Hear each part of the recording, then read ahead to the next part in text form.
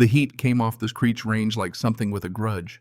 It rose from the gravel in waves, bending the air above the firing tables, making the distant canyon shimmer and breathe like a living thing. By 7:30 in the morning, the thermometer on the equipment shed read 94 degrees, and every operator who walked through the gate that day felt it pressed down on them like a hand on the back of the neck. Colonel Gareth Hale liked it that way. He stood at the head of the firing line with his hands clasped behind his back and his chin raised, watching the men file in from the staging area. 61 years old, 40 years of service, a face that had been weathered into something permanent like stone that had been rained on so many times it had simply given up trying to change. He had the posture of a man who had never once in his adult life waited for permission to speak, and the eyes of someone who had long ago decided that the world divided cleanly into two categories: the people who could do the hard thing and the people who thought they could. He watched his operators check their gear with the quiet economy of men who had done this 10,000 times, and he felt the familiar warmth of being the most important person in the room. Even when the room was a stretch of desert with a canyon at one end and a parking lot at the other, these were the best in the country: Delta, Rangers, a few from units whose names never appeared in any document that left a classified building. They moved with the unhurried certainty of professionals who had been tested in places that would have broken ordinary men, and every one of them, without exception, glanced at Hale's face when they walked past, looking for the temperature of the day, looking for what kind of morning it was going to be. Hale gave them nothing. That was the point. "Gentlemen," he said, and his voice carried the length of the range without effort. The voice of a man who had been obeyed his entire career and had simply never developed the habit of speaking quietly. "Welcome to the worst day of your professional lives." A few of them smiled. The smart ones kept their faces still. "The canyon in front of you," Hale continued, "does not care about your patch. It does not care about your tab, your selection record, or the number of deployments on your file. The wind in that canyon has been making men miss since before most of you were commissioned. Today we find out who actually belongs on a Tier 1 firing line and who has just been getting lucky." Nobody spoke. Nobody ever did.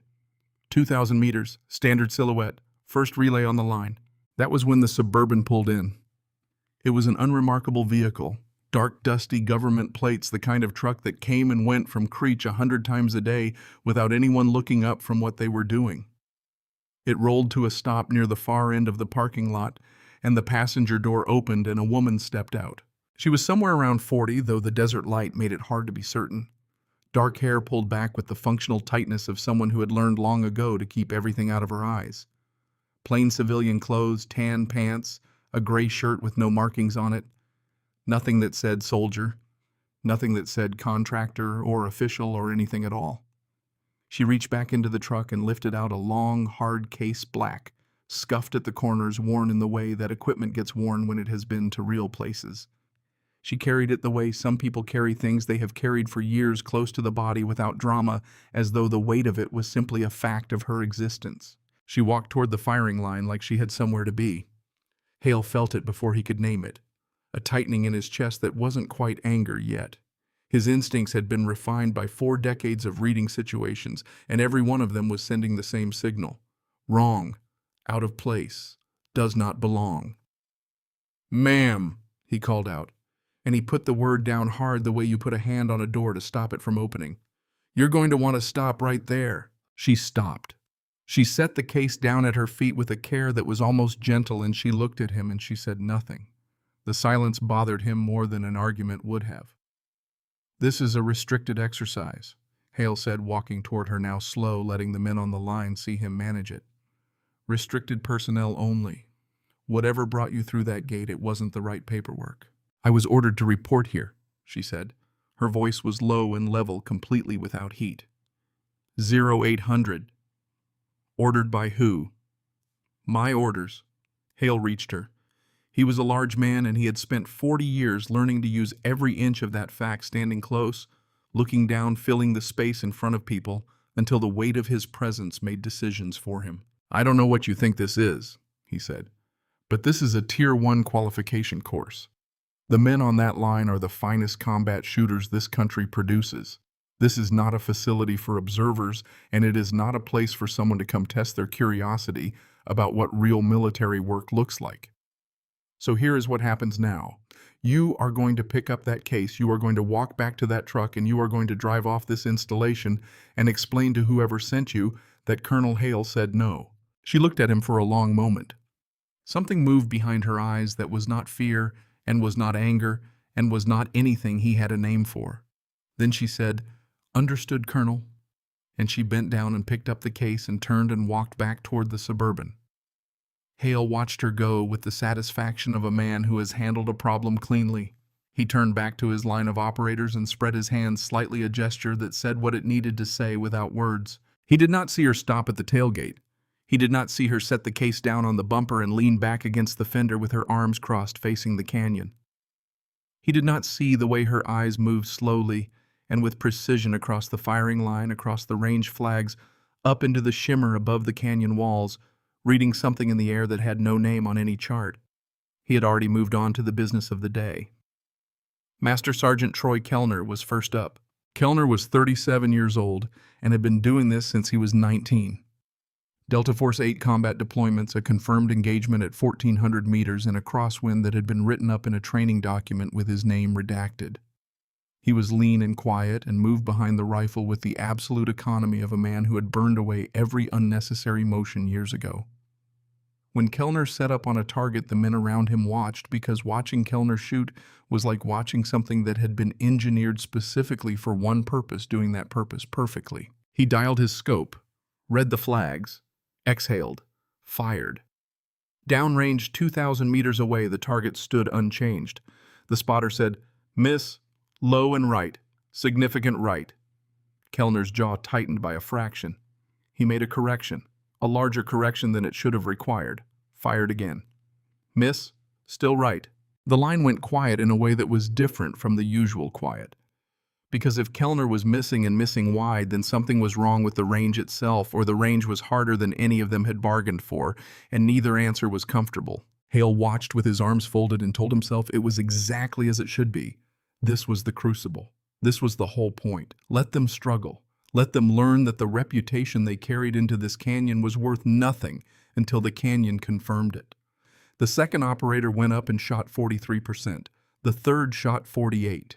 The fourth was a ranger with a file that read like a field manual on long-range precision, and he went to the line with the confidence of a man who had never seriously considered the possibility of a bad day, and he came back from it with his hat in his hands and a look in his eyes that none of the people who knew him had ever seen there before. By mid-morning, the number had settled like sediment at the bottom of a jar.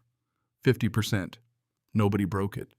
The best shooters in the United States military, on a range that should have been well within their capability, were hitting half their shots and missing the other half with a consistency that defied explanation.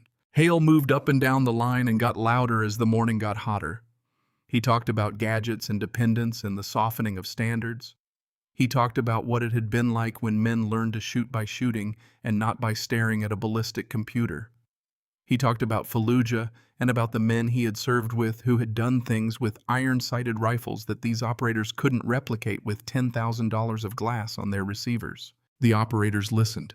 They endured it. Some of them began to exchange looks when his back was turned, and the looks said things that nobody was going to say out loud.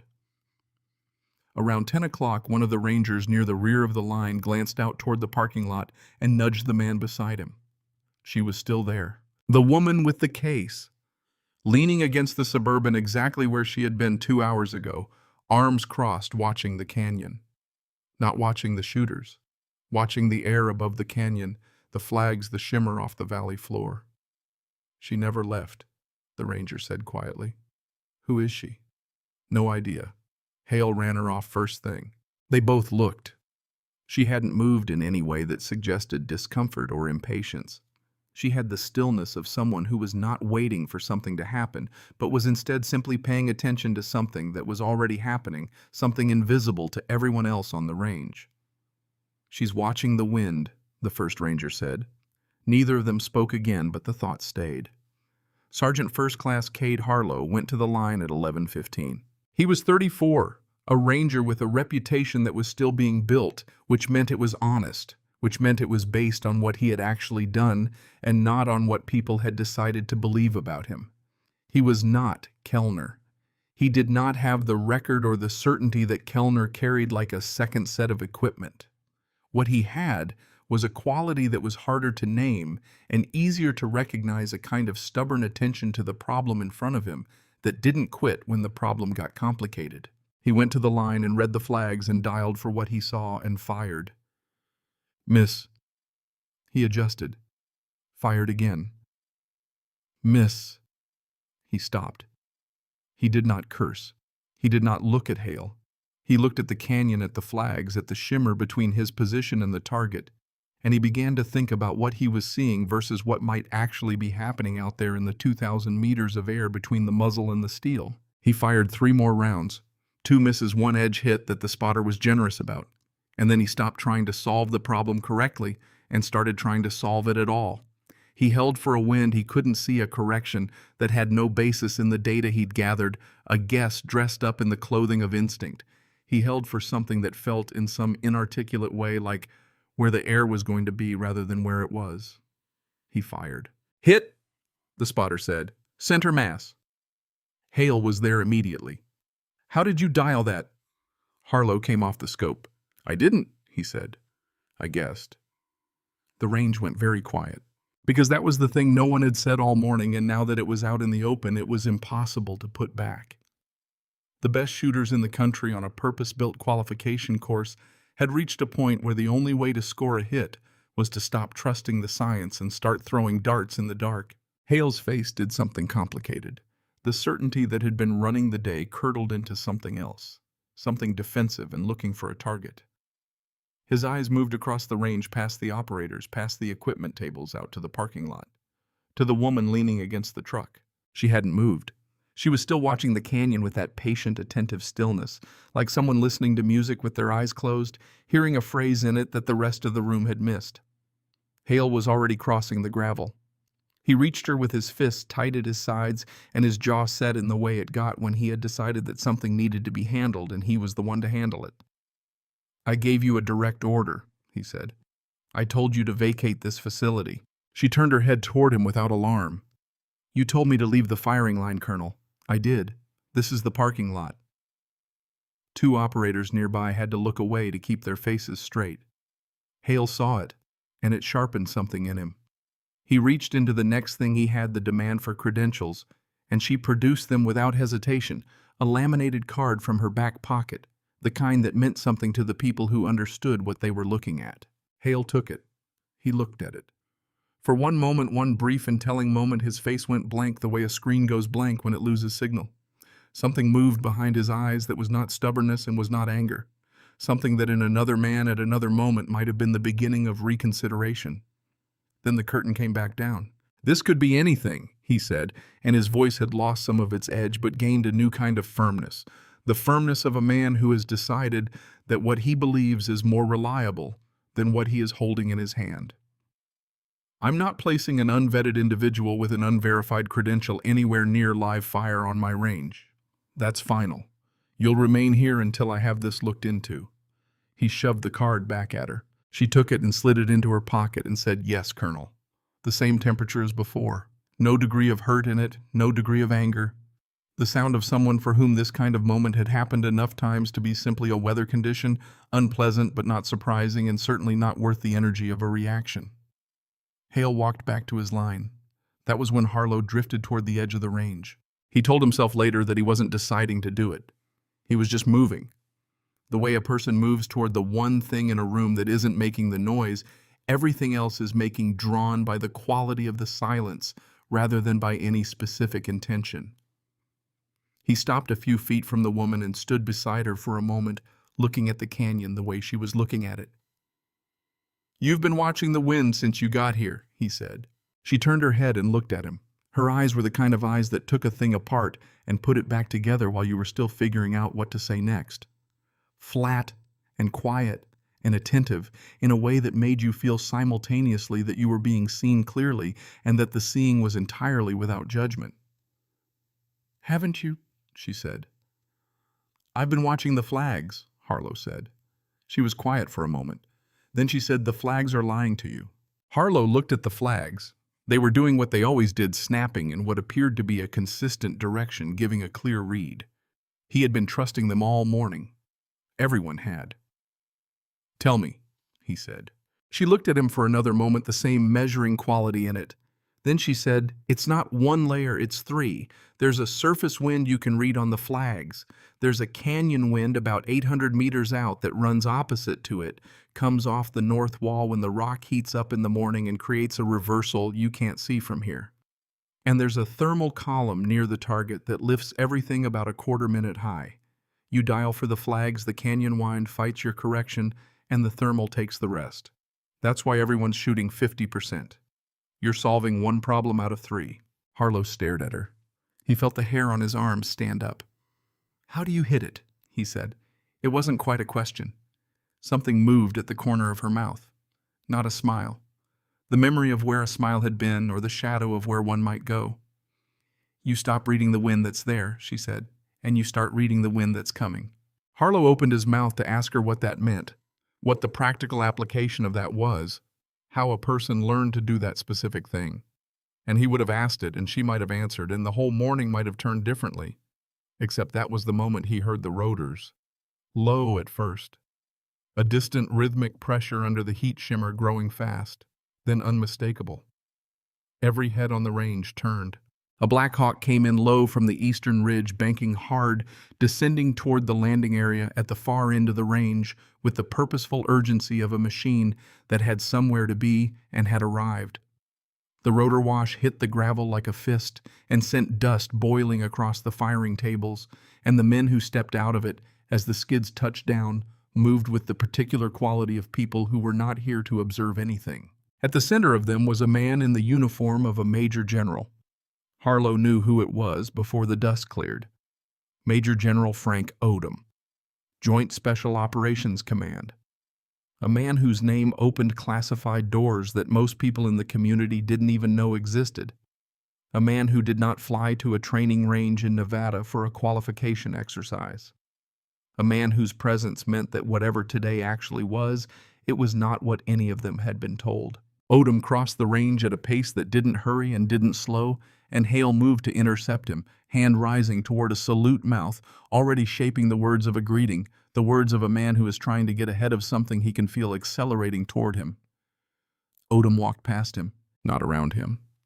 Past him the way you walk past a piece of equipment that has been left in the wrong place. Hale's hand stayed half raised for one long, horrible moment, his salute unreturned, his sentence dying in the air of the desert.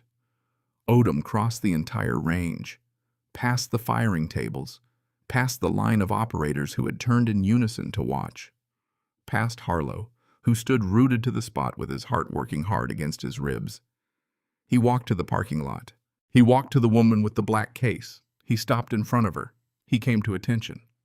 And Major General Frank Odom, one of the most consequential men in American Special Operations, rendered a salute to the woman that Colonel Gareth Hale had spent the morning dismissing from his range.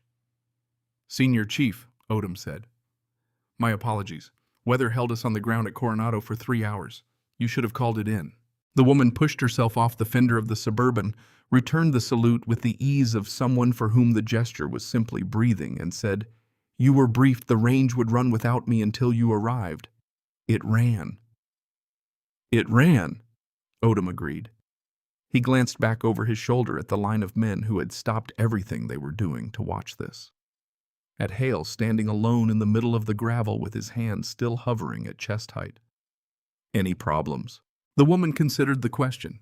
She appeared to give it the same quality of attention she had given the canyon all morning. Then she said, "One, but it's about to solve itself." Odom turned to the assembled operators, and his voice carried the range without effort, the way voices like his always did. "Gentlemen, I'd like to introduce your guest instructor, Senior Chief Petty Officer Elena Cross, Naval Special Warfare Development Group, call sign Whiskey Actual." The name went through the line like current through a wire. Harlow heard it and felt something change in his understanding of the morning, felt the whole day rearrange itself around a different center of gravity. Whiskey Actual.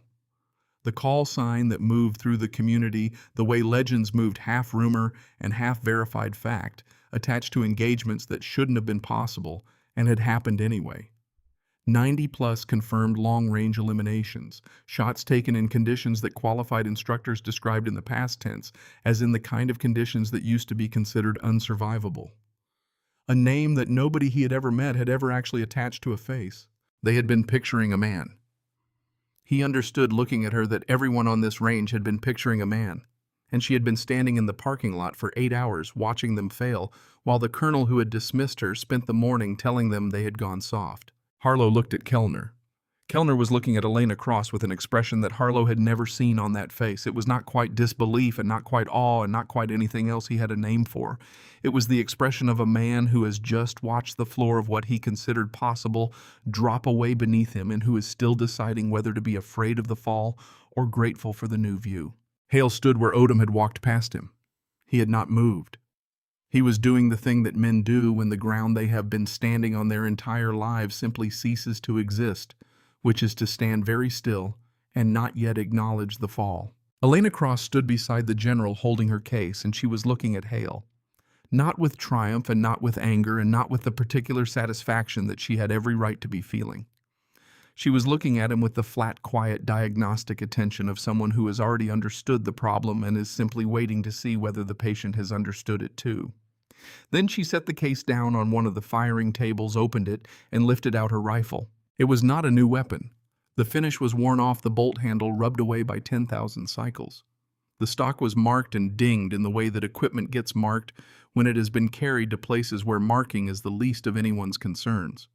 It was a working tool completely without ceremony. She carried it to the end of the firing line, settled behind it, and began to prepare. Hale moved toward her. Something in him was still fighting, still looking for the ground that had disappeared. "Nobody has broken 60% on this range today," he said. His voice was different now. The command had gone out of it, and something rawer had taken its place. "The best combat shooters alive came through here, and not one of them broke 60. You're going to walk out here cold, no data on this range, no siders, and outshoot all of them in front of everyone? I don't think so. I think this is staged." Elena Cross paused in her preparation. She turned her head and looked at him, and when she spoke it was quietly, the kind of quiet that makes people lean in without deciding to. "You've been watching these men shoot all day, Colonel," she said. "Have you figured out why they're missing?" Hale said nothing. "No," she said, "you haven't. Because you spent 8 hours watching me stand next to a truck. You spent a morning certain the problem was the shooters. It was never the shooters. Every man on this line is world class. The problem is the range, and you built it, and you don't understand it. And that is the reason someone like me had to be flown here in the first place." She turned back to the rifle. "The wind in this canyon runs in 3 layers, she said, and now her voice was loud enough to carry to everyone on the line. And it was not a lecture. It was simply the statement of a fact that happened to be the most important fact in the room. A surface wind on the flags, a reversal off the north wall, approximately 800 meters out worse now because the rock has been baking since sunrise, and a thermal column near the targets that lifts every round a quarter-minute high. Your operators solved the first. The best of them started guessing at the second.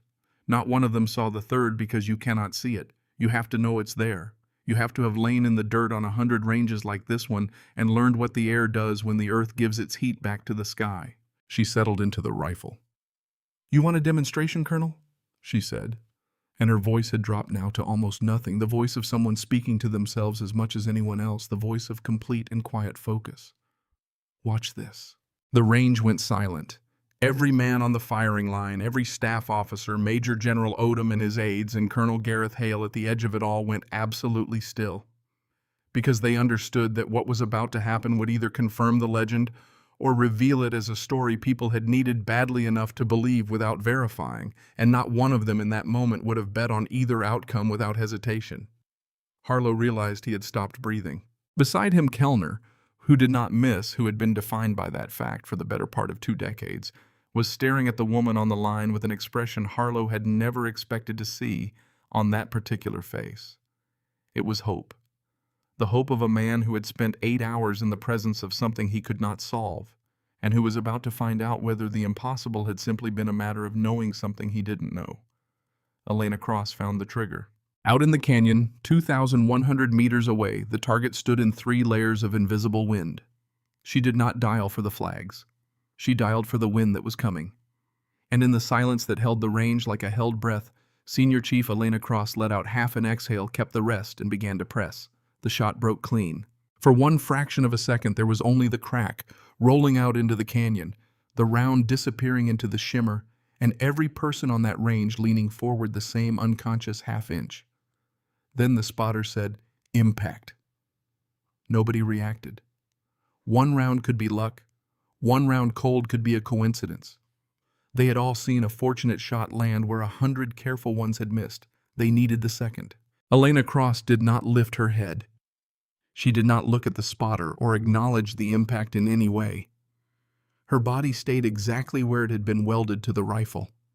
And Harlow, watching from 10 feet away, realized she had already worked the bolt, already found the target, already made whatever small and precise correction the first round had told her to make, reading information out of the shot, the way a doctor reads information out of a single heartbeat. She fired again.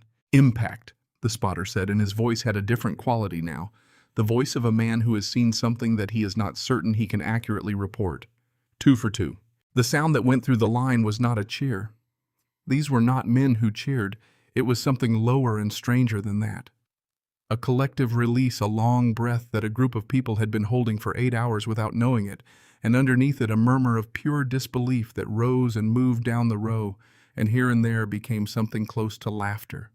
The unguarded laughter of people watching, a certainty they had quietly held about what was possible, get quietly, methodically dismantled. Elena worked the bolt a third time. The wind shifted. Harlow felt it on his face. A change in the surface air, the flags turning lazily to a new heading. His stomach dropped because he understood what that meant. The 3-layer solution she had built was already obsolete. The condition she had dialed for was gone. Any shooter alive would have to stop, reread, rebuild the firing solution from the beginning.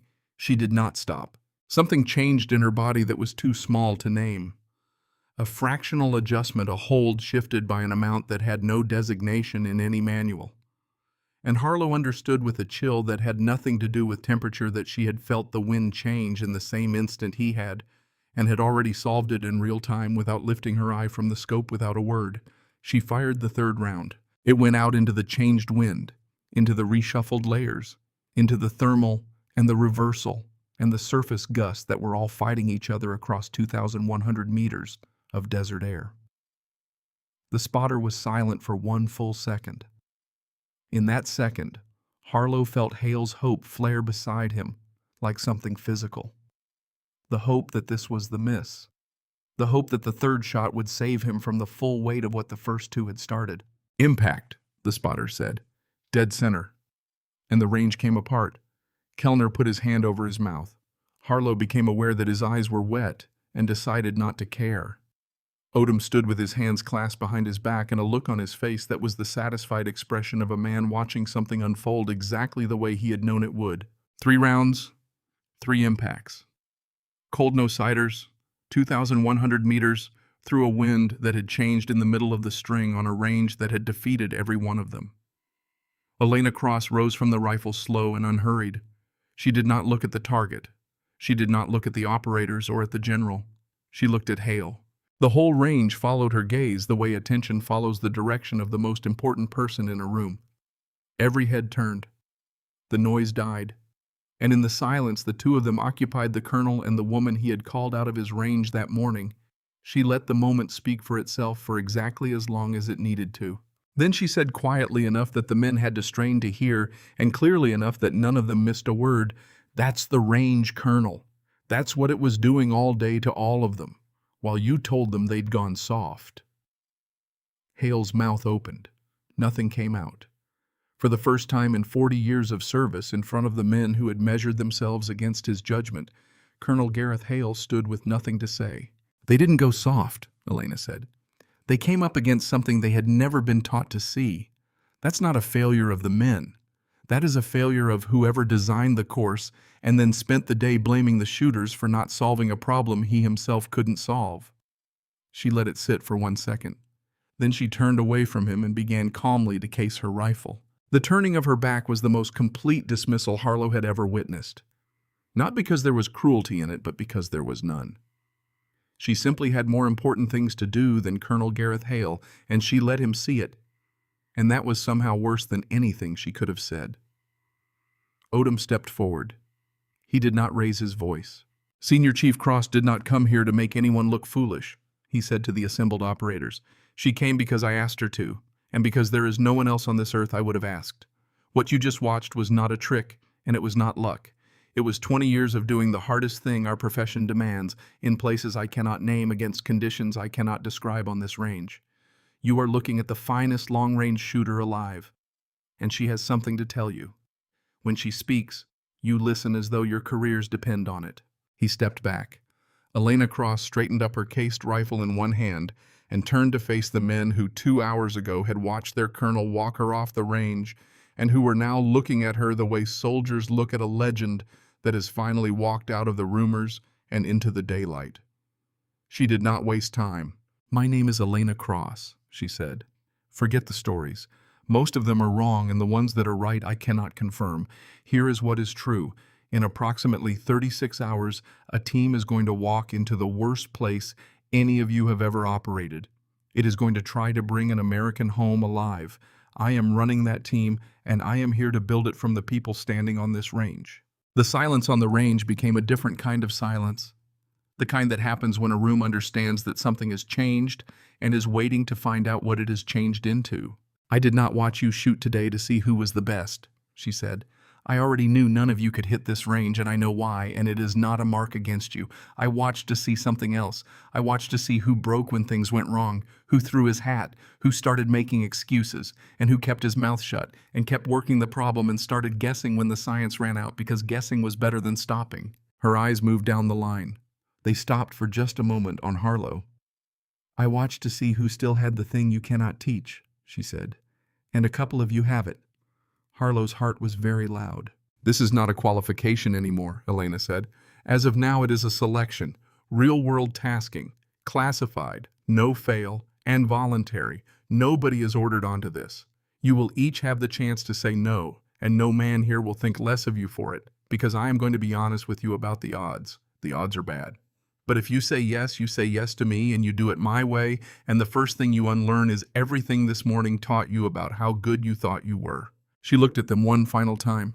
That is the whole offer. Sundown. Think about it. Kellner was the first to speak. He did not deliberate. He simply said in the tone of a man who has already made his decision and is merely announcing it, I'm in. Elena looked at him. Something shifted fractionally in those flat, quiet eyes, the shift of recognition between two people who understand the same things. Copy, she said.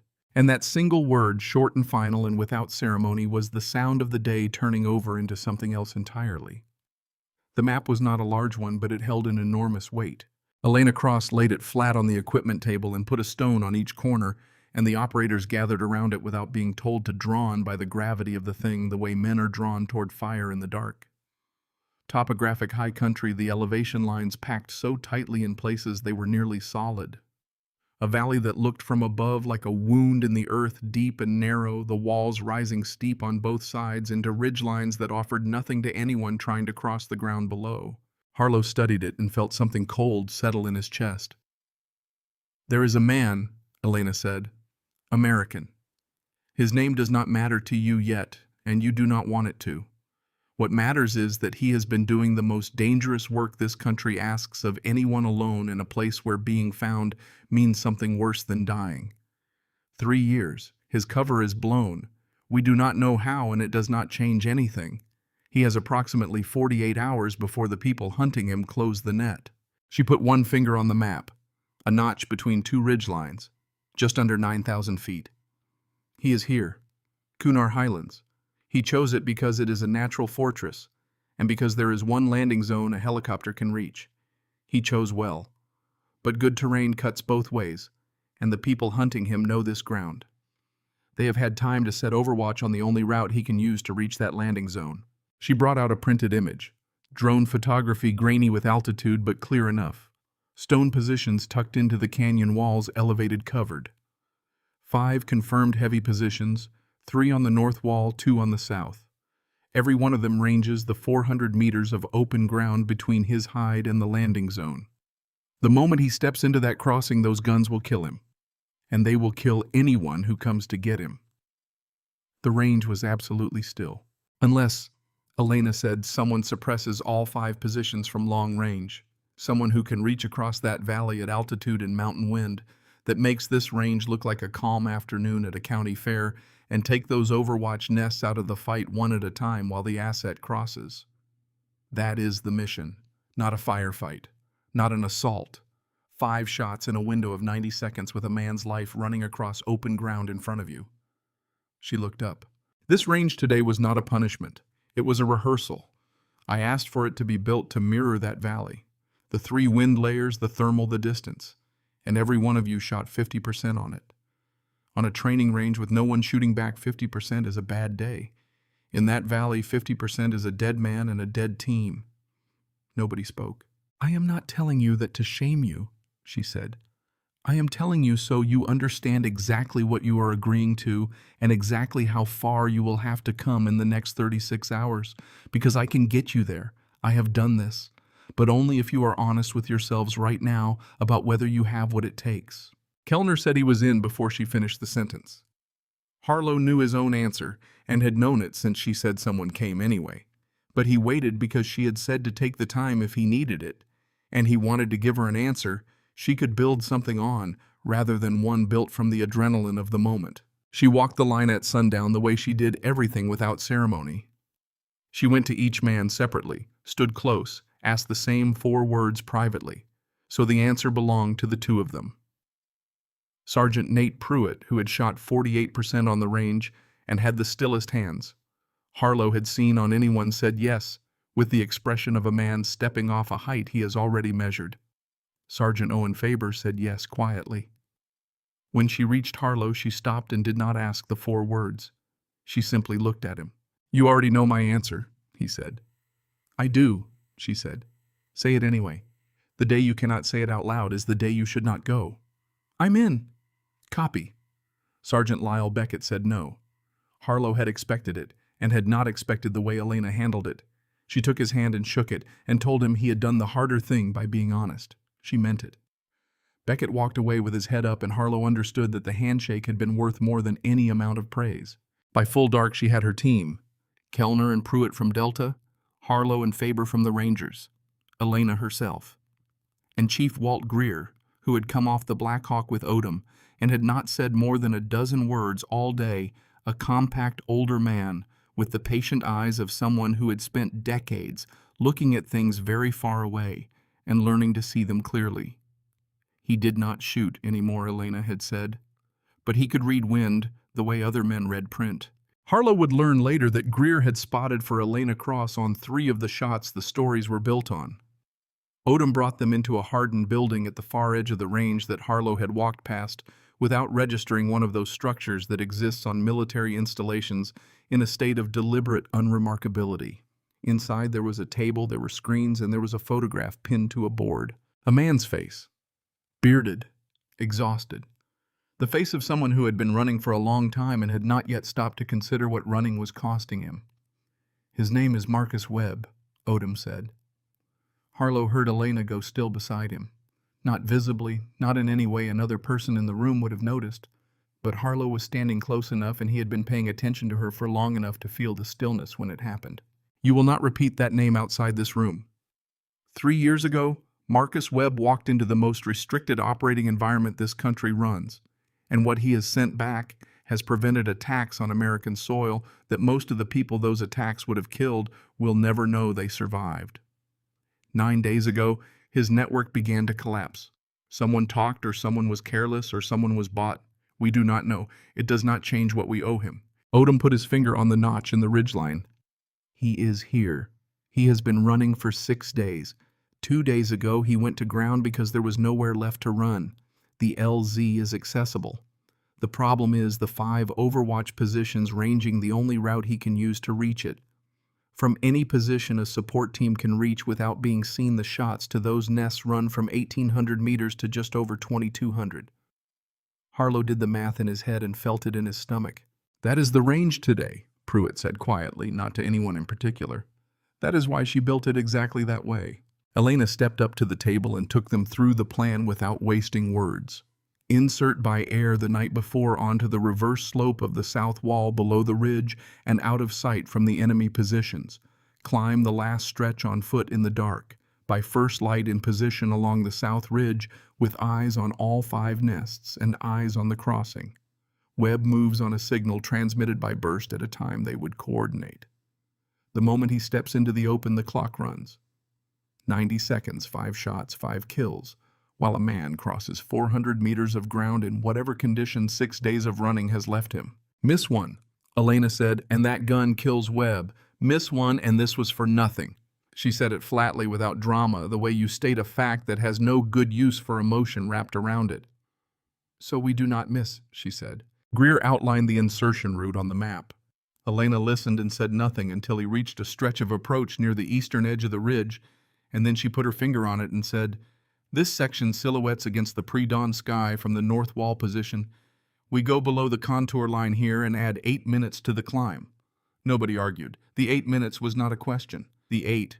Then she looked around the table at the 5 people who were going with her into that valley, and she said, 36 hours. We start in 20 minutes. Get water and get food and come back ready to work, because we do not stop until you can call your own shots. They filed out. Harlow stayed a moment watching Elena stand at the map alone. She was looking at Webb's photograph, not studying it strategically, not extracting operational information from it.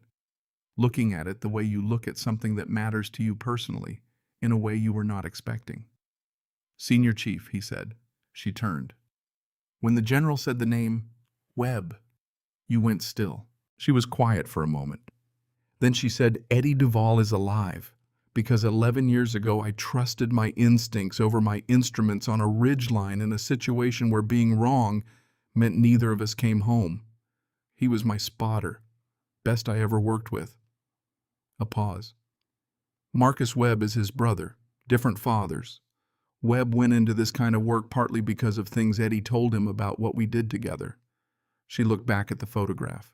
"I have been to Eddie Duvall's children's birthday parties. I know what his mother's kitchen smells like. And her other son is in a cave in the Kunar doing the arithmetic of whether anyone is coming."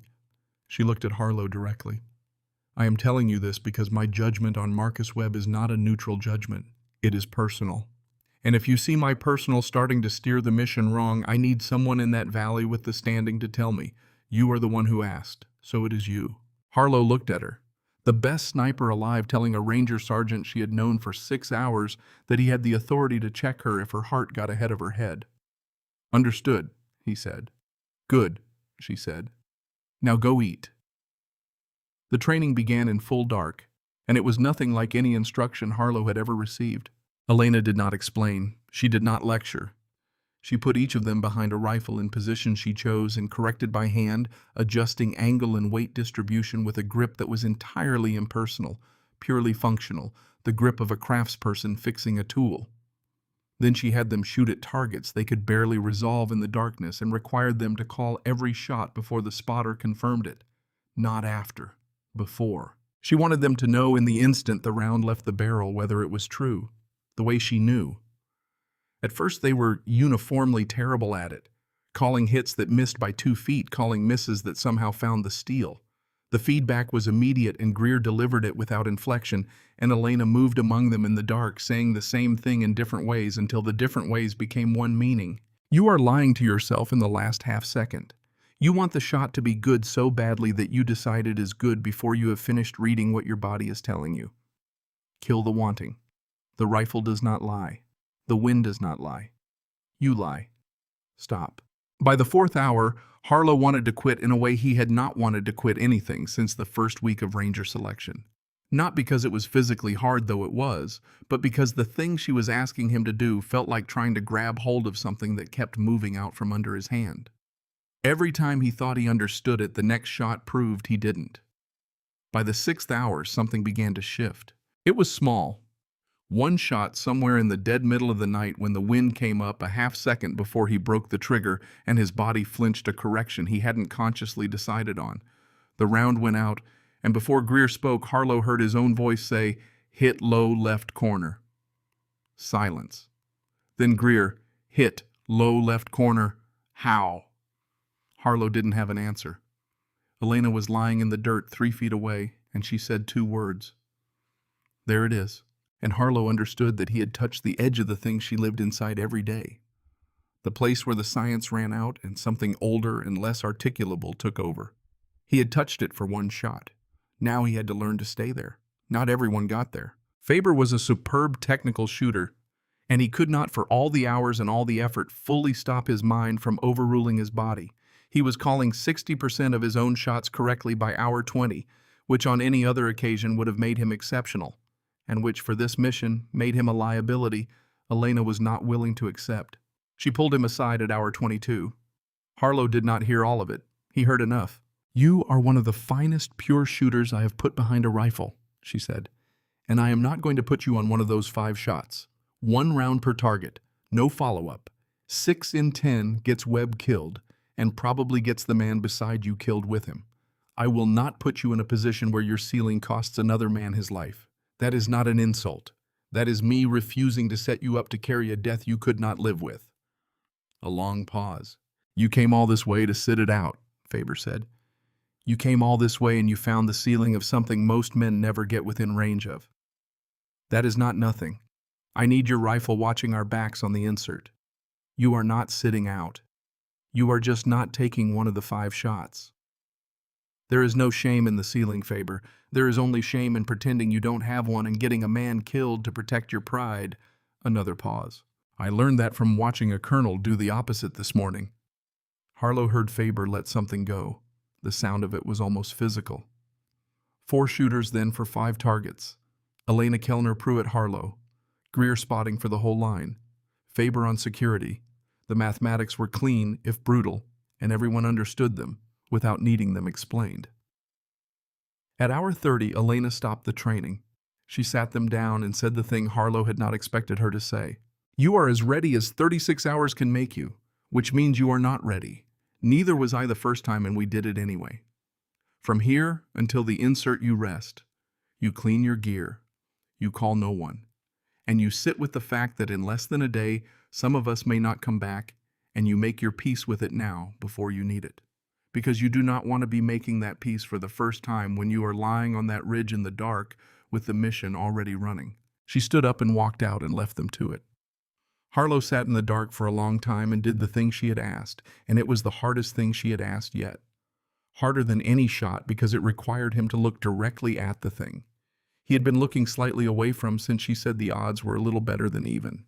And hold it steady and accept it and keep breathing. He was still sitting with it when the door opened and Odom came in fast, and the look on his face ended every quiet thing in the room. Elena was on her feet before he reached the table. "Webb moved," Odom said.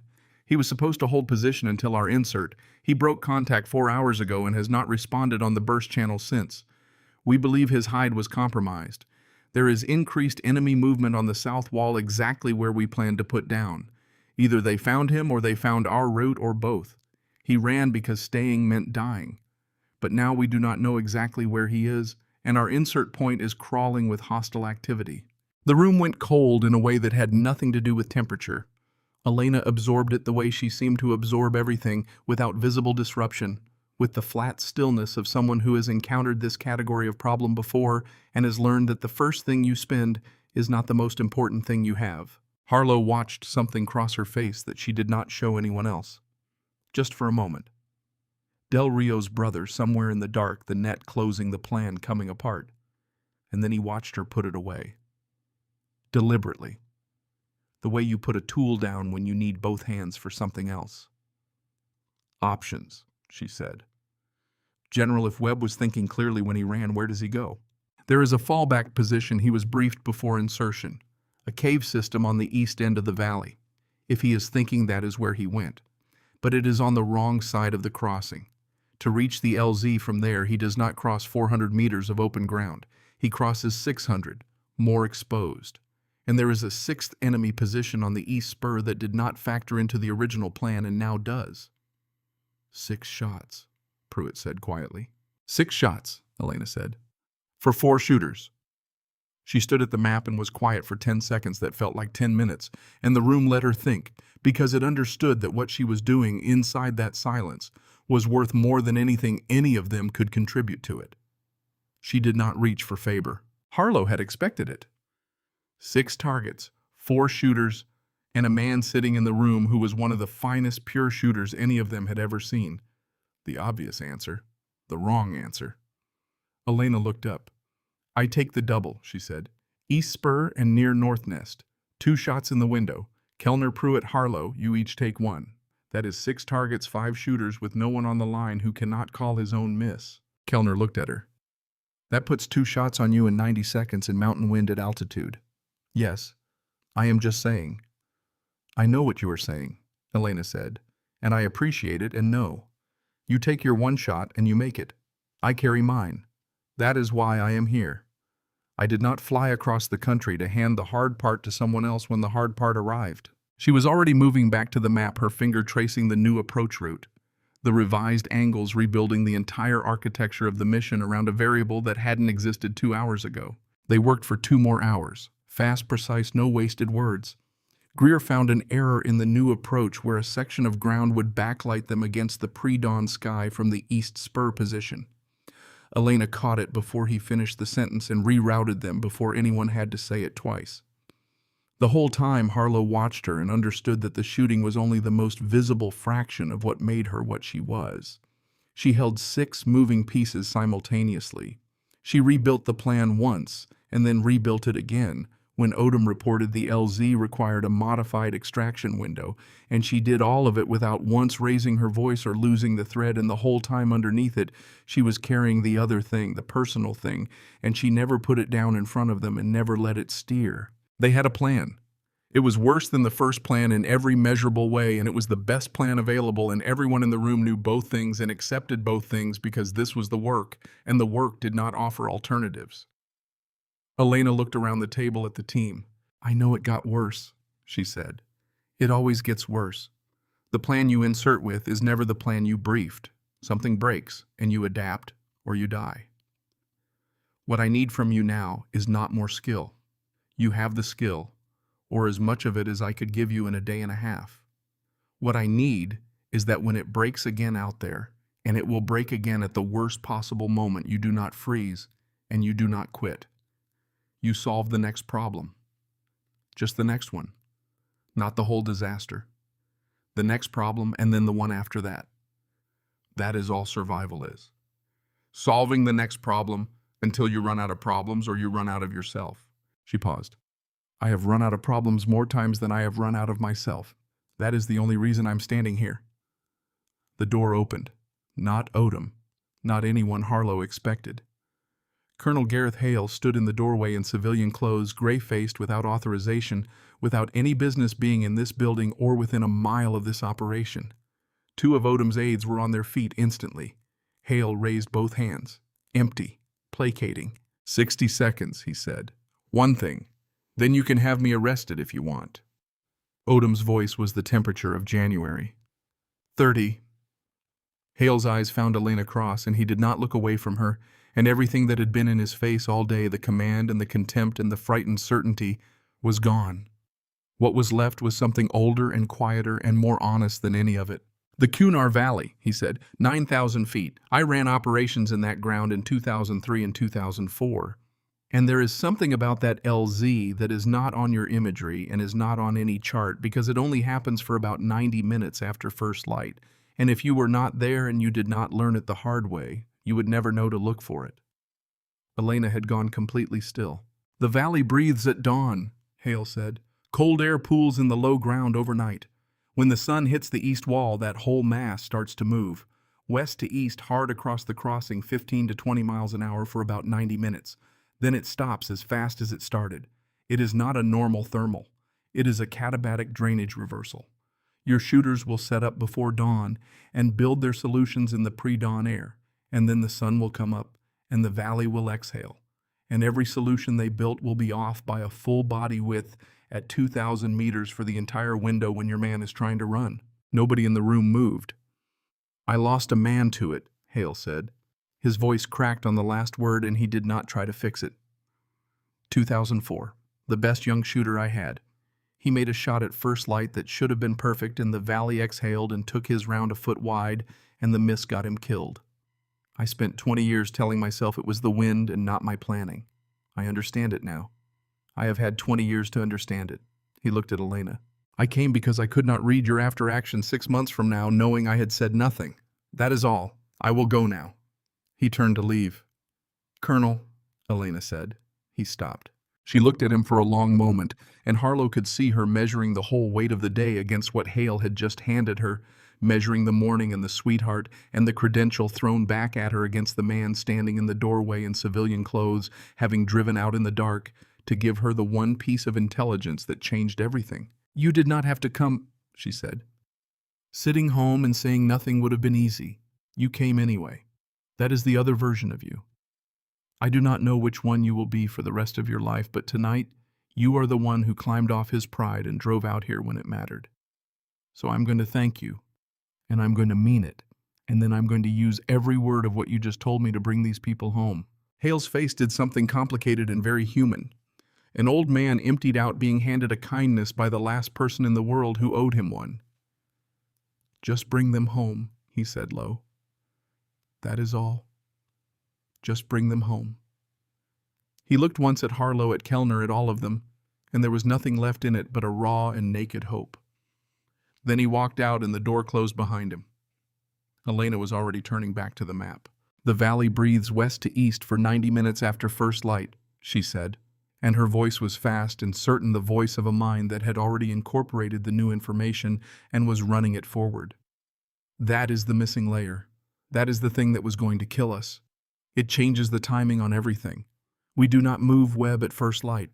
We hold him until the valley exhales and lays back down, and we move him in the dead air after. It costs us an hour of daylight we did not want to spend. It takes the worst variable off the table.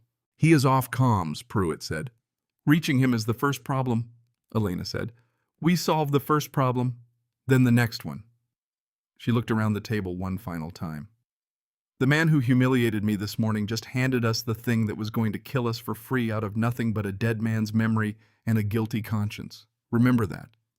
The person you are most certain about is the person you understand the least. She squared her shoulders. Insert in 90 minutes. The valley breathes at dawn and we know it now and we're going to use it. Gear up. We are going to go get our man. 90 minutes later they were in the air and nobody spoke. That was the thing Harlow would remember longest about the flight, longer than the cold and longer than the weight of the rifle across his knees, and longer than the darkness outside the windows that was the specific darkness of a place that did not want to be reached. The silence of 7 people who had said everything that needed saying and were now simply carrying it forward into whatever came next. He sat across from Elena Cross and watched her without being obvious about it. Her eyes were closed, not sleeping. He had been around her long enough to know what her sleeping would look like, and this was not it. This was somewhere else, somewhere interior, somewhere that had no address in the physical world. Running the mission for the 1000th time, or perhaps not running anything at all. Perhaps just being still in the last quiet she was going to get for a while, the way a person sits for a moment before stepping out into weather. Harlow envied her that stillness. He understood he would spend years trying to learn it. The bird put them down on the reverse slope in full dark and was gone before the dust from the landing had settled the sound of the rotors fading fast over the eastern ridge until there was nothing left but the wind and the dark and the cold and the 7 of them standing on a mountainside at 9,000 feet with everything they needed and no way back until the job was done. The climb nearly finished them before the enemy had the chance. The map had told a story about this mountain that the mountain itself did not confirm. Steeper than the contour line suggested, the footing loose in ways that did not show in imagery, the air thin enough at altitude that every step was a negotiation between what the body was asked to give and what it had remaining to give, and that negotiation got harder with every 100 feet of elevation. Harlow's lungs burned with a persistent, focused intensity that was different from the burning of exertion at sea level. This was the burning of deprivation of a body running a calculation it could not quite close. Beside him, Pruitt moved with the efficiency of a man who had learned to hate wasted motion, packing his effort into the minimum space it could occupy. Kellner was somewhere ahead, visible as a shape in the dark, setting a pace that said nothing about how he felt and everything about where they needed to be. Elena set the pace for all of them. She moved ahead of the group, not so far that she lost them, not so close that she was managing them. She held the speed at the precise edge of what the slowest member of the team could sustain. And Harlow understood as the hours passed that she was reading them the way she read wind, feeling the edge of what they had without asking for it, holding them right against that edge and not past it. An hour into the climb, Greer went down. A loose rock, a boot placed with total confidence in ground that shifted at the last moment, and the old spotter hit the slope hard, the sound of it sharp in the cold air. Harlow was moving toward him before the impact finished, but Elena was already there. No words, no assessment vocalized. She put her hand under Greer's arm and had him upright in a single motion, and she leaned close and said something that Harlow could not hear from 3 feet away. Whatever she said, Greer nodded once, got his feet organized beneath him, picked up his gear, kept climbing. Later, when they were down off the mountain and the mission was behind them, Harlow asked Greer what she had said. The old spotter was quiet for a moment. Then he said, "She told me she wasn't doing this without my eyes, so get up." He paused. "So I got up. When Elena Cross tells you she needs you, you find a way. That is just how it is." Harlow understood. He would have gotten up too. They reached the firing line in the last of the dark. And it was worse than the imagery, the way the terrain always turns out to be worse than the imagery, more exposed in the critical places, the angles more demanding, the ground offering less than it appeared to from altitude. There was no wishing it were different. This was the ground they had, and the job was to make it work. Elena placed each of them without hurry. She crawled from position to position on her belly, checking every field of view with her own eyes, verifying every angle independently before assigning it. She settled Kellner on the south end, Pruitt beside him, Faber behind the group on the high ground with eyes on their rear. She settled Harlow at the north end of the line. She lay down beside him for a moment, close, her voice barely above nothing. "Your target is the north wall nest middle position. You have the cleanest angle on it of anyone on this line, which is why it belongs to you. Range will be just over 2,000 meters. When the valley exhales, it is going to push your round hard to the right, more than your instincts will tell you to account for. Do not fight the number. Trust what your body learned last night. Hold for the wind that is coming, not the wind that is on your flags." "How will I know exactly when?" Harlow said. "You will feel it," she said. "The whole mass of air moves at once. It is not a gust. It is the mountain taking a breath. You have never felt anything like it. You will know it the instant it starts." A pause. "And I will call it. But your body is going to know before I say a word. Trust that." She started to move away. "Senior Chief," Harlow said. She stopped. "The double. 2 shots in the window. You are still taking both." "I am still taking both." "If the valley is breathing and you have to reread between shots in a changed condition." She turned her head and looked at him in the dark. "You have the standing to check my judgment about Webb. You do not have the standing to check my judgment about my own shooting. That one is mine. I have serviced 2 targets in a mountain wind before. I know what it takes, and I know I have it. What I need from you is your 1 shot and nothing else. Can you do that?" "Yes, Senior Chief." "Then do it," she said, and she was gone, crawling to her own position at the center of the line. Harlow put his eye to the scope and found the north wall nest in the pre-dawn dark, the middle position, the shapes of stone and shadow that held a weapon, and the people who intended to use it. He began to wait. The first light came the way it comes in high country, not as a sudden thing, but as a slow revelation, the darkness thinning by degrees until shapes emerged from it that had been there all along. The canyon walls materialized out of the black, and the crossing below them took form, 400 meters of open ground that looked in the early light like a stage before the curtain rises. Then Greer's voice came low and certain across the net. "Movement on the east spur. Weapons up. They are manning positions." Harlow's heart moved in his chest. The enemy was awake, alert, ready.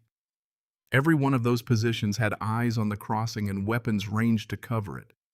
The plan had always accounted for this, but accounting for it on a map in a hardened building in Nevada was a different thing from lying in the dirt at 9,000 feet watching it happen 40 meters away. Then Odom's voice came through from wherever in the world the operations center was, his voice carrying the specific flat quality of someone delivering information that he has already processed and is now transmitting as cleanly as he can.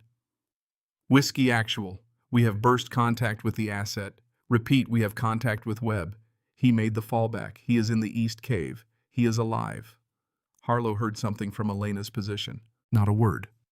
A sound smaller than a word. A single controlled breath with something in it that was not controlled, something that escaped for just that one syllable before everything closed back down.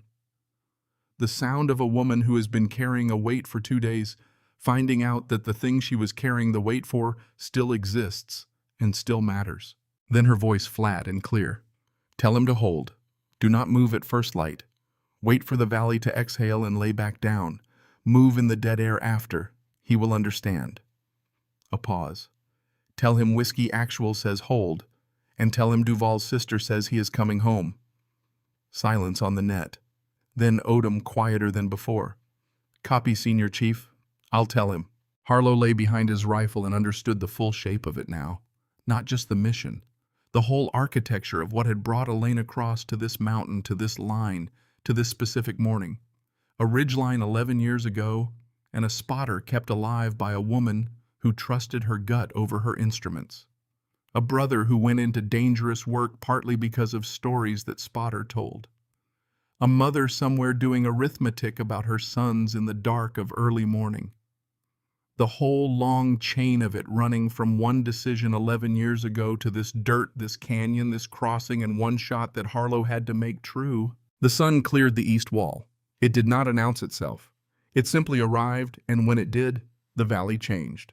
Harlow felt it before Greer called it exactly as Elena had said he would. Not as a gust, not as a shift, but as a movement of something enormous.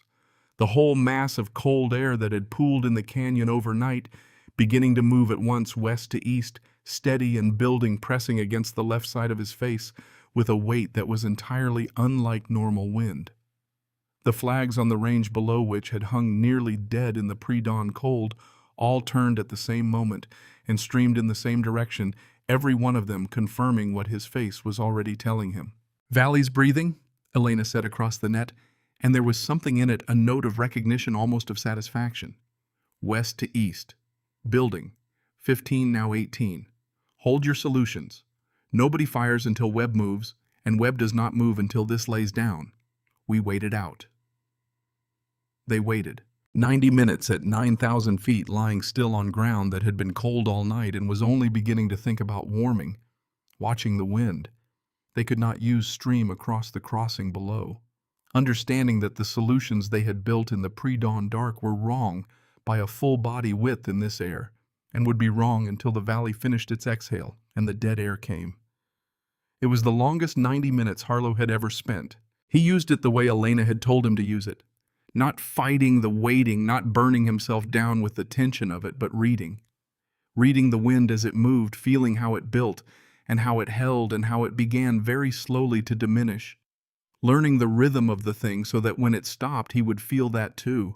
Feel it in the same instant it happened. Slowly the flags began to drop, not all at once.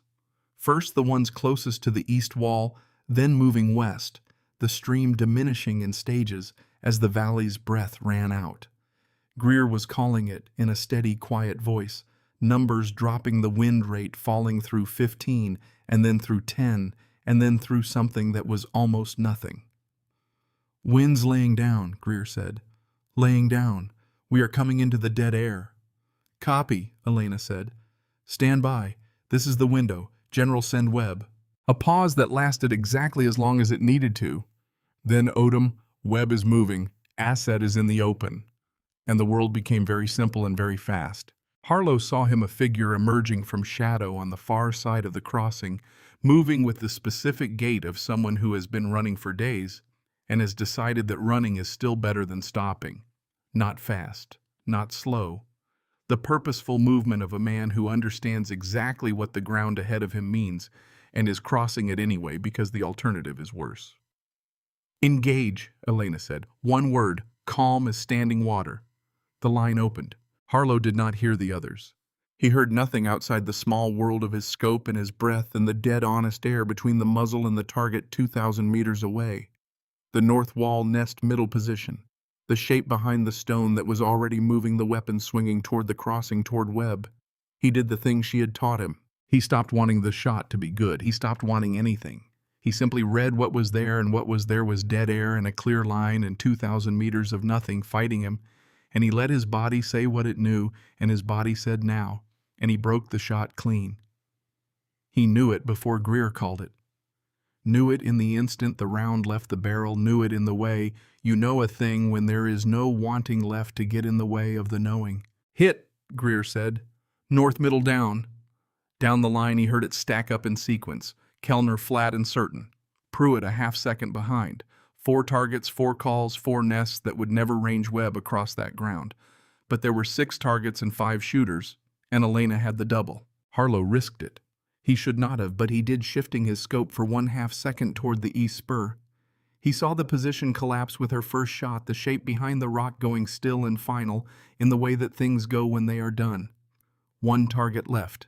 The near north nest. Elena's second shot. And that was when the valley breathed again. It was not supposed to. The exhale had finished. They had waited it out with 90 minutes of patience and cold dirt and careful watching. But the mountain did not know the plan, and a second smaller breath moved through the canyon, unpredicted, a gust off the cooling rock on the north face west to east, arriving in the precise half-second that Elena Cross had to break the 6th shot. Greer's voice came sharp across the net. "Wind's back! Push 8! Wind's back!"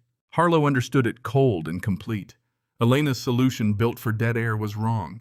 The near north nest was alive, and the weapon in it was tracking Webb, who had 200 meters still to run. The shot had to break now in a wind that had arrived too late to calculate in a condition that existed for seconds and no longer. There was no time to redial, no time to rebuild a solution. There was only 20 years of lying in the dirt on ranges and mountainsides and ridge lines, 20 years of feeling what the air did and learning to answer it before the mind could interfere. Harlow heard her breathe. It came across the net, the smallest sound. Half an inhale, held the same sound she had made on the range in Nevada at the moment before the 3rd shot. And he understood that she was doing the thing that lived past the science, past the instruments and the data and the numbers, the thing that could not be taught, but only grown 1 shot at a time over a career that had been built entirely for moments exactly like this one. She was reading the wind by feel. She was holding for it by nothing but 20 years of having held for it before. She fired. The silence that followed was the longest silence Harlow had ever lived inside. A silence that had a physical weight to it, that pressed against the chest from the inside, that held the whole morning and the whole valley and the whole long chain of everything that had brought all of them to this dirt in its duration. Greer's voice broke it. "Hit." His voice was not flat. It had something in it that was not professional and did not try to be. "Near north down. All positions down. Crossing is clear." Webb ran. He ran the last 200 meters without anything left to stop him across ground that had been covered by 6 guns a moment ago and was covered by nothing now. He reached the landing zone, and the bird that had been holding 2 ridges over came in low and hard rotors hammering, and hands reached down, and Marcus Webb went up into it and was gone. Odom's voice across the net, "Asset is secure. Webb is on the bird. Asset is secure." Harlow put his forehead against the stock of his rifle and shook. He did not decide to. He simply shook, a fine, uncontrolled trembling that moved through him from somewhere deep, the body's response to holding itself at absolute maximum tension for a sustained period, and then being released. He was not embarrassed by it. He had a feeling that none of the people around him would have been either. He heard somewhere down the line the sound that might have been Kellner exhaling. Then Faber's voice came hard and fast across the net, and it had a different quality entirely, the quality of someone who has been watching a different problem and has just seen it arrive. "Contact, R6, moving up the draw, squad plus, they have our position." And the mission became a different mission. The people who had not been in the Overwatch nest, the ones who had been hunting Webb for 6 days and who had just watched everything they were hunting for disappear into a helicopter, knew exactly where the fire had come from. They were coming, and they were coming fast, and with the specific motivation of people who have nothing left to lose from the engagement. Elena's voice was immediate and entirely unchanged. "We got what we came for. Webb is on the bird. Now we get off this mountain. Faber hold the draw. Pruitt, Kellner break down and move. First group go now. Harlow rear guard with me. Greer, you are with the first group. Move." No wasted syllable. No panic in any of it. The voice of someone solving the next problem.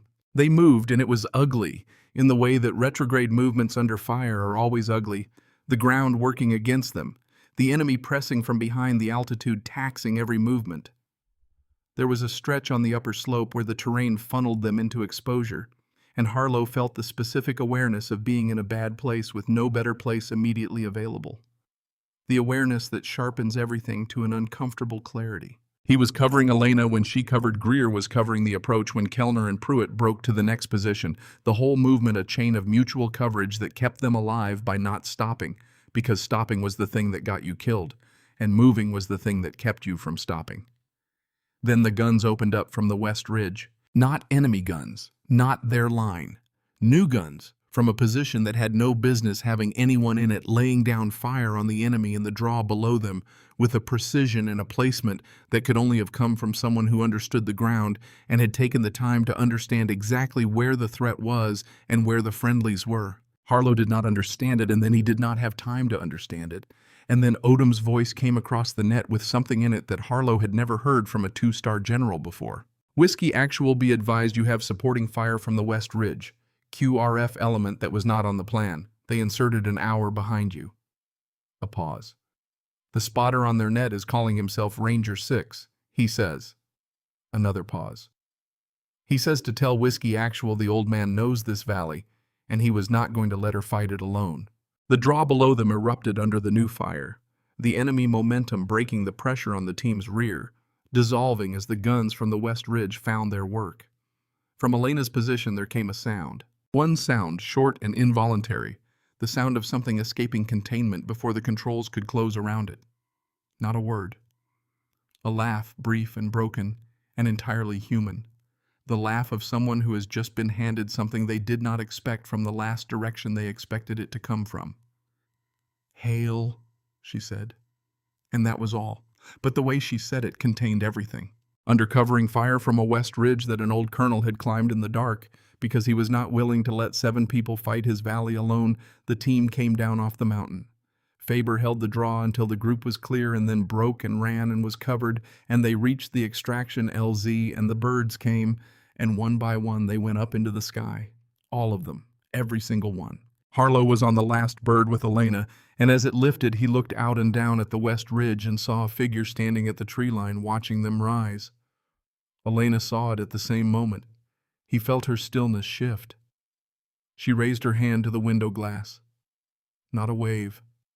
A salute rendered to a figure on a ridge who had no right to be there, and had gone there anyway, who had called himself Ranger 6, and directed fire that bought the seconds that brought everyone home. On the ridge below, the figure raised his hand in return. The bird turned, and the mountain fell away, and the valley that had breathed and nearly killed them became a shape in the distance, and then became nothing. For a long time, nobody spoke. Harlow looked at his hands.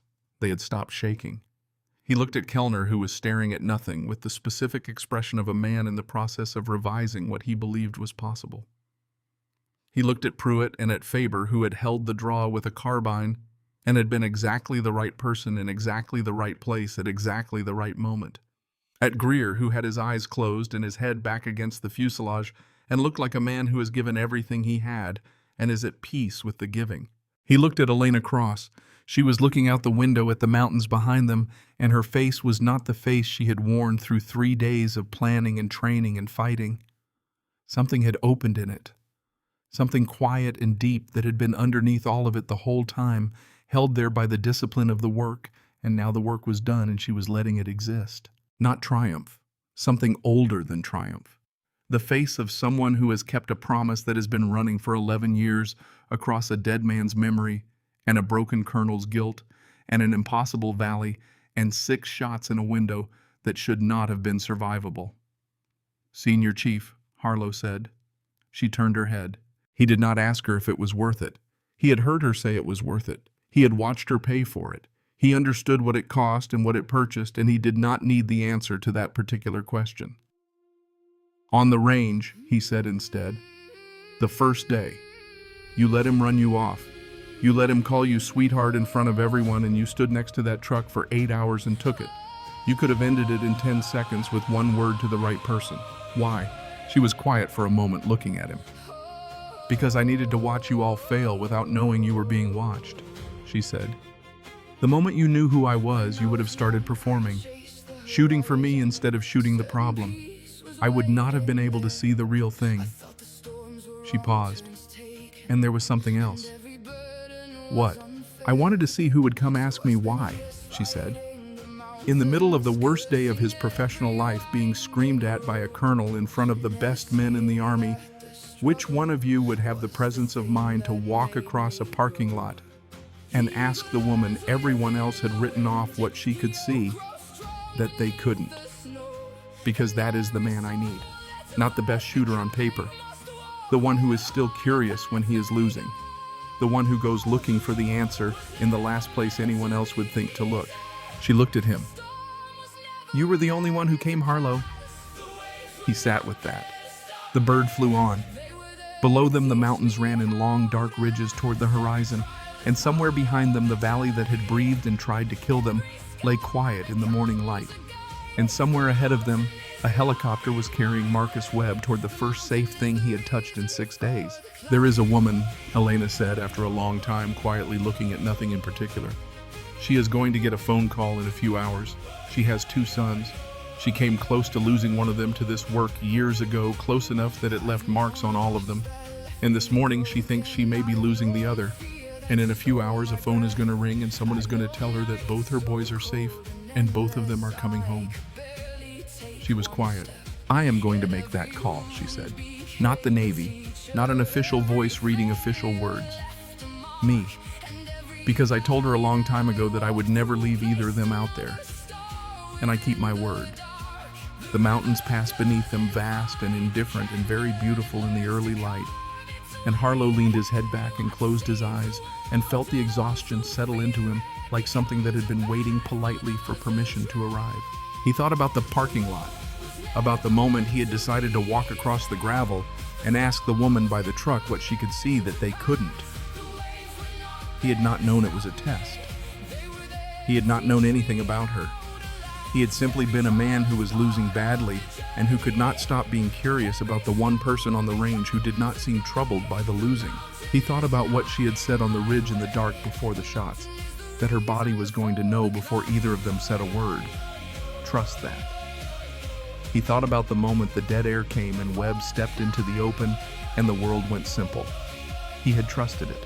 He would spend the rest of his career learning to trust it better, one shot at a time, one mission at a time, building the thing that could not be taught in a classroom or transferred from one person to another, but only grown slowly by doing the hard thing over and over until the hard thing became the known thing. He would never become what she was. He understood that and was at peace with it because nobody was what she was, and the understanding of that was itself a kind of knowledge worth having. But he had touched it. Once in dead air at 2,000 meters on a morning when it mattered, and that meant it was in him somewhere and it could be grown. Elena Cross looked out the window at the country passing below, and her face held the quiet of a person who has done what they came to do and is allowing themselves for this one moment in the air between the hard thing and whatever comes next to simply be that person. Somewhere ahead of them on a different bird, Marcus Webb was going home. Somewhere behind them on a west ridge, an old colonel was coming down off a mountain he had climbed in the dark for people he had wronged, having found the other version of himself at the last possible moment. It could have mattered. And in a few hours, a phone would ring in a house somewhere, and a woman who had been doing the mathematics of loss all morning would pick it up, and the voice on the other end would be Elena Cross. And the words would be simple, and they would be true, and they would be the whole point of everything. Both your boys are safe. That was the job. That had always been the job. You make the answer yes.